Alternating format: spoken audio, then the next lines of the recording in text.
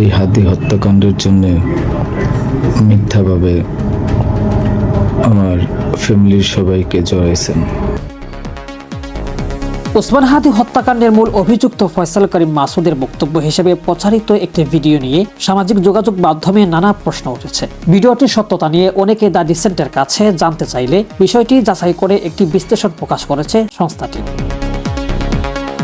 The ডিসেন্টের পর্যবেক্ষণে বলা হয়েছে, ভিডিওটি এআই জেনারেটেড নয়। ভিডিওতে দৃশ্যমান ফয়সাল করিম মাসুদের চেহারা ও মুখভঙ্গি তার বাস্তব চেহারার সঙ্গে পুরোপুরি মিল রয়েছে। পাশাপাশি ভিডিওটির ব্যাকগ্রাউন্ড নয়েজ বিশ্লেষণ করেও নিশ্চিত পাওয়া গেছে এটি কৃত্রিমভাবে তৈরি নয়।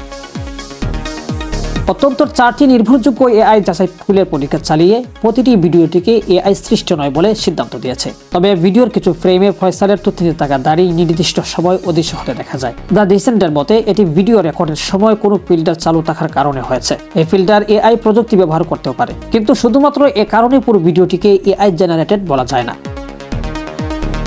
ভিডিওতে ফয়সাল করিম দাবি করেন তিনি বর্তমানে দুবাইয়ে অবস্থান করছেন। তবে দ্য ডিসেন্ট জানায় শুধুমাত্র এই ভিডিওর ভিত্তিতে তার দুবাইয়ে থাকার অবস্থানটি যাচাই করা সম্ভব নয়। ভিডিওতে নিজের অবস্থান সম্পর্কে ফয়সাল কোনো তথ্য প্রমাণ উপস্থাপন করেননি।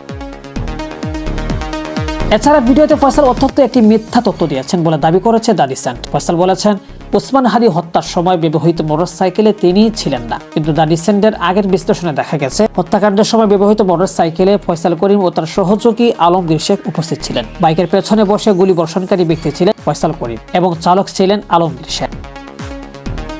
পরবর্তীতে আইন শৃঙ্খলা বাহিনীর তদন্তে এসব তথ্য নিশ্চিত হয় এবং দেশের শীর্ষ গণমাধ্যমগুলোতেও তা প্রকাশিত হয়েছে। ভিডিওতে ফয়সাল আরও অভিযোগ করেন ওসমান হাদি অর্থ মন্ত্রণালয় ও খাদ্য মন্ত্রণালয়ে দুটি কাজ পাইয়ে দেওয়ার প্রতিশ্রুতির বিনিময়ে তার কাছ থেকে অগ্রিম 5 লাখ টাকা নিয়েছিলেন। তবে দ্য ডিসেন্ট বলেছে হাদির মৃত্যুর পরে এমন অভিযোগের সত্যতা প্রমাণ বা অপ্রমাণ করা কার্যত অসম্ভব। উল্লেখযোগ্য বিষয় হলো এর আগে ওসমান হাদির বিরুদ্ধে তদবির বাণিজ্যের কোনো অভিযোগ শোনা যায়নি, বরং তিনি অন্তর্বর্তী সরকারের ক্ষমতাধর ব্যক্তিদের অনিয়মের বিরুদ্ধে বরাবরই ছিলেন। দ্য ডিসেন্টের মতে তিনি নিজে এমন অনিয়মে জড়িত থাকলে জীবদ্দশায় তার বিরুদ্ধে অভিযোগ ওঠা স্বাভাবিক ছিল।